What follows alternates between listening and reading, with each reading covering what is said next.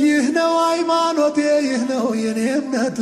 አልሐምዱሊላህ ሀዩን ላይ ሙት ያደረገን ጌታ የነቢ ኡመት። ምስጋና ይገባው በማታም በጧት፣ ምስጋና ይገባው በማታም በጧት። አልሐምዱሊላህ ሙስሊም ያረገን የህይወት መመሪያ ቁርአን የሰጠን። አልሐምዱሊላህ ሙስሊም ያረገን የህይወት መመሪያ ቁርአን የሰጠን።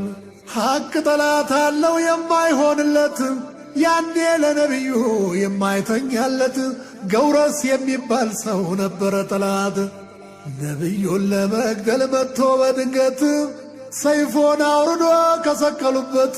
ተኝተው ነበረ ቀሰቀሰወት፣ ያስፈራራው መስሎት ማነው የሚያድን ብሎ ሲለወት፣ አላህ አምላክ የሳ የት ሄዶ ሲሉት ያልጠበቀው ነገር